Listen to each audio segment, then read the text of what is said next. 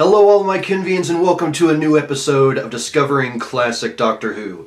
Today we're going to be getting right back into the Aztecs and finishing the story with the Bride of Sacrifice and the Day of Darkness. And I'm curious as to how accurate these titles are going to be, just because, like I said in the previous video, the Temple of Evil, it doesn't... I don't get the evil part of it, other than the shaman, and it's not his temple. And then the Warriors of Death, which kind of make sense, but not at the same time. I don't know. Unless it's specifically referring to Ixta and the shaman guy, the High Priest of Sacrifice, whatever he is. But yeah, we're going to be getting into, again, the Bride of Sacrifice and the Day of Darkness. I am very much looking forward to finding out how this story ends, and also seeing how that cliffhanger from the previous episode is resolved.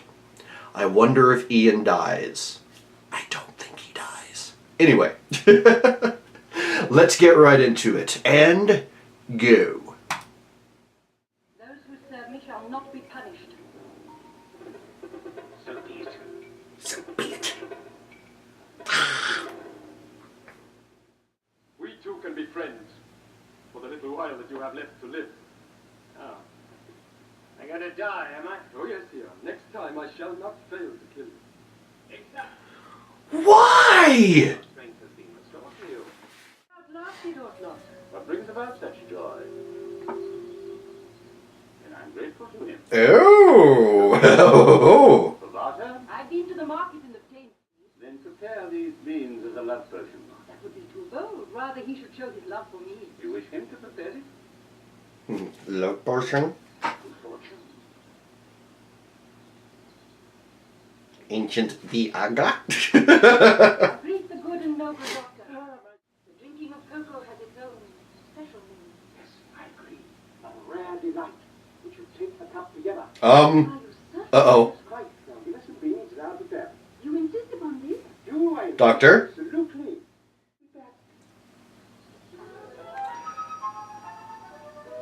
Is that like a marriage proposal thing? Why do you take such risk, favored man? You have declared your love for me, and I acknowledge and accept your gentle proposal. I knew it!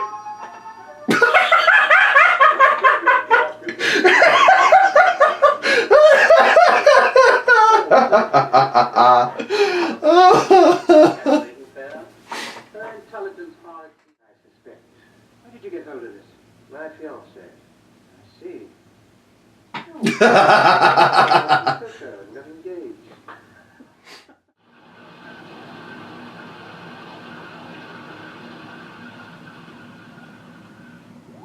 There we go. Alright. So that was the Bride of Sacrifice. And it was okay. I feel like that one was overall sort of the weakest of them so far, just mainly because it's mostly a lead-in to the Bride of Sacrifice, you know, the big finale. Some of the great moments, though, the Doctor getting engaged. It's clear that he's not really all in for it, but I feel like he's not opposed to it, because before this actually happened, he very much fancied her. But yeah, I know some of the things that I pointed out during the reaction. I'll try and leave most of that stuff in as far as YouTube goes, but I don't know, there's certain things about just some of the logic that's going on that I don't totally understand. Like with the whole Ixta is going to kill Ian at some point the next time they fight. It's like, it was already established that in order to determine who will lead the armies, one of them has to win. Neither of them has to die. Neither of them.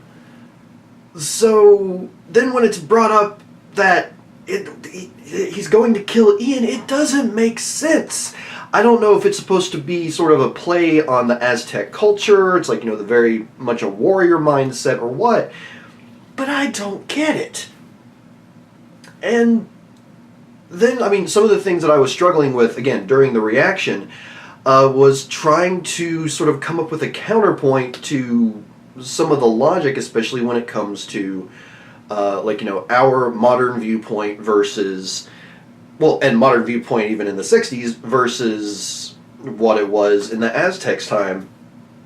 And one of the things that Otlock said, would you sacrifice all of us to spare your handmaiden pain? And, obviously, the first reaction of mine is, yeah. But from the mindset of these people, even one of their smartest people, he still believes Barbara to be a god. And by sparing the handmaiden her punishment, in addition to crossing all these other lines that he's held very close over time, is terrifying to him. So I understand his perspective. Again, I don't agree with it, but I understand the perspective. Alright, all that aside, let's get into the final episode of the Aztecs with The Day of Darkness. And go. They've gotten pretty good at imitating heaviness when it comes to some of these structures that are clearly not that heavy. Windows are closed, my love. I love your face. You're my favorite.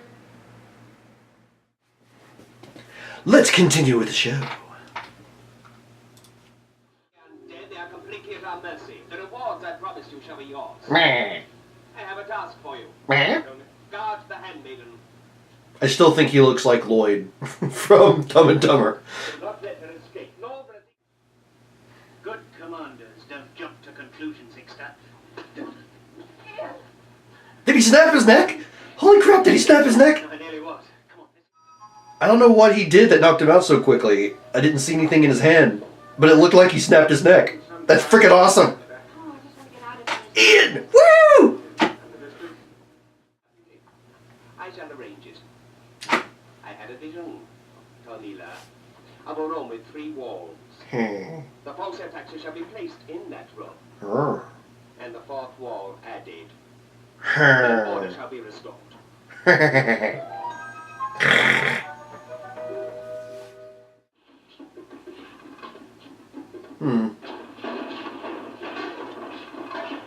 Not quite as thrilling as the other fight. I guess they have to be more careful when it comes to using props. Perhaps we've landed on top of something. Yes. Or inside something.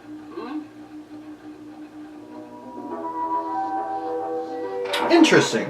Whoa, no, we're not starting the next episode yet, silly computer. Okay. So yeah, The Day of Darkness.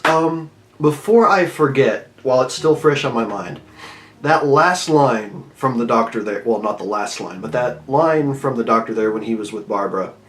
You failed to save a civilization, but you did save one man. Or was it you helped one man? Something like that, basically. But while it's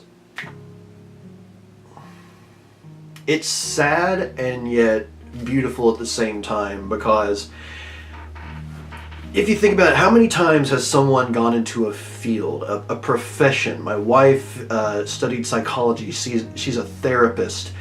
People, try to do these amazing things every day, and so many of them have this goal, or maybe like this grand scheme that they want to say. They want to help all these people. They would like to save the world if it was, is it all possible? But in a realistic scope, while you hope to save everyone, to save the civilization, being able to save even one person, help one person,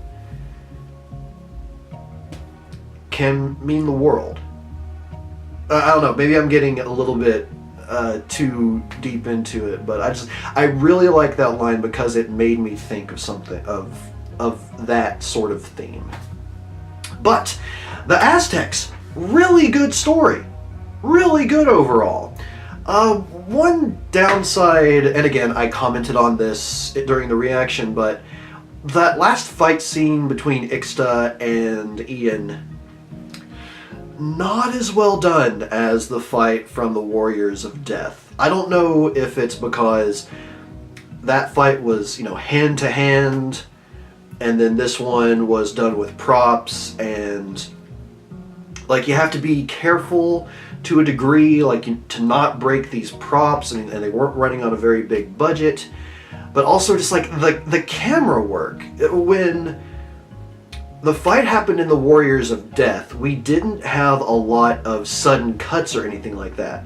There would be a cut, and it would usually stay there for at least a few seconds before slightly changing the angle, but we didn't have any major close-ups like we did with this fight, and I feel like that really takes away from the overall impact. It makes... I've seen that work, in movies and even TV shows, but I think they were trying to bite off more than they could chew because of the budget, because of what all they were doing here. I feel like it would have been more effective overall had they, and again, it could be because of the props, but had they just maybe had a few shots of them doing fights back and forth, no major fighting styles or anything, just, hitting each other back and forth. I don't know. I feel like it could have been so much better. Again, especially with how decent the fight was in Warriors of Death. So yeah, that was just kind of a letdown in my opinion. Now, I've forgotten her name, but essentially the Doctor's fiance. First of all, I have a question for you all, because I cannot remember. Is she ever mentioned, in the modern era? The Doctor always has these references to things that have happened in the past, some of which have just been made up, some of which have actually happened through the course of the classic Doctor Who. And I'm curious if this fiance is ever mentioned again, or even that coin.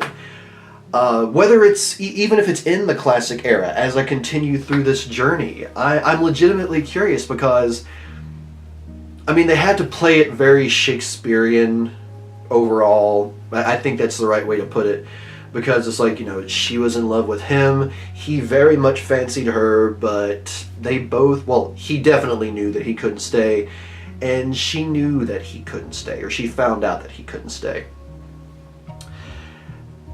So yeah, but as far as these episodes go, it felt Southern coming out. It felt realistic. It felt like it was a decently paced little romance there. Very sudden, admittedly, with the Doctor accidentally proposing. But still, it seemed like the two characters really did have some chemistry there, and I liked that overall. It was very sweet. So yeah, oh no, I just really liked that aspect.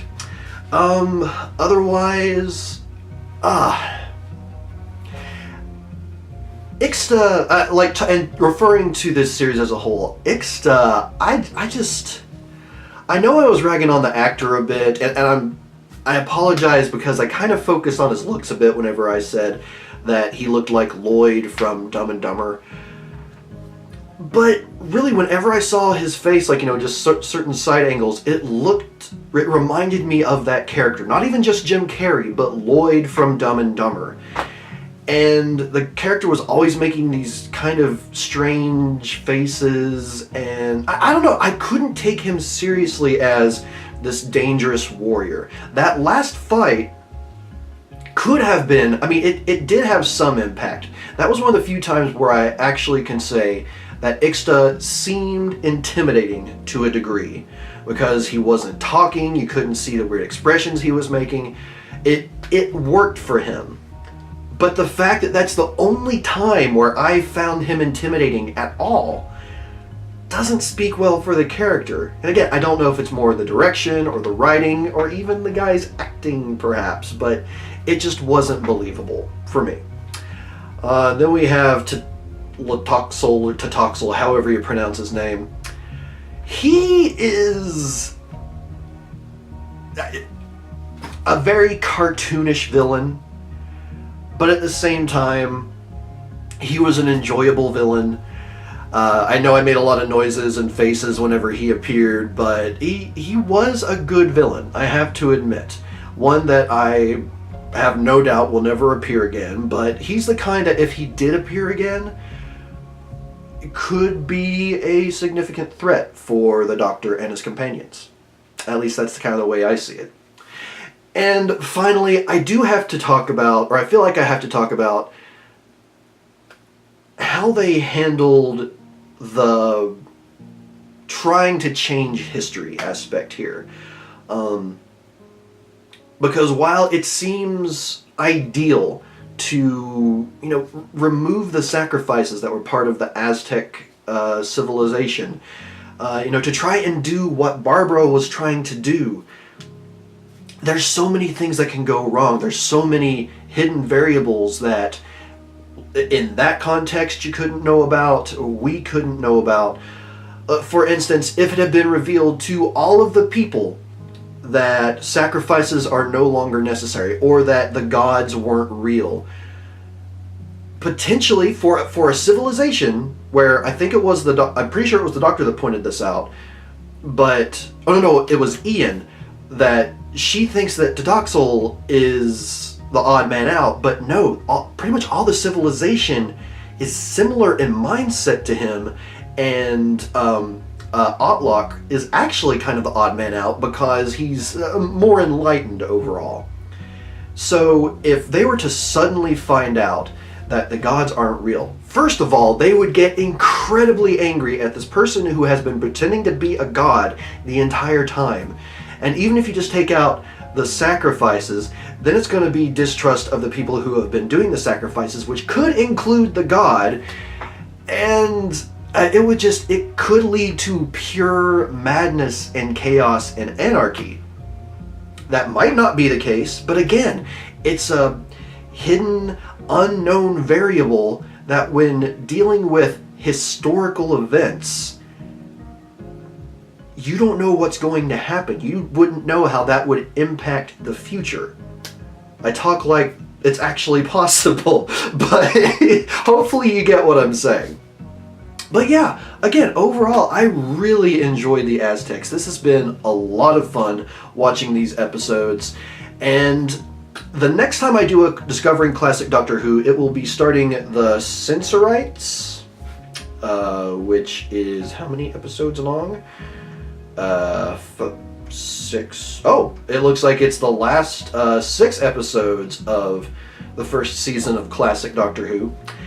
And it may be a little bit before I'm able to get to this, because the new season of Doctor Who with the 13th Doctor, 14th if you count the War Doctor, begins on October 7th. And I will be doing my Discovering Doctor Who with the modern era. I don't know that it will always be like right when or right after the episode actually airs, but it will be coming out very close in regard to when the new episodes come out. But because of that, that will get in the way of me being able to do the Classic Doctor Who, because these do take a bit more time to record. And so in that case, the most common theme, and I'll expand more on this in a separate video, but the primary videos will probably be Discovering Steven Universe and then Doctor Who. And then I will bring in some Classic Doctor Who as I can, and if time allows, possibly even more. I can't guarantee it, but I will try my best. But regardless, everyone, thank you so much for being here for this episode of Discovering Classic Doctor Who.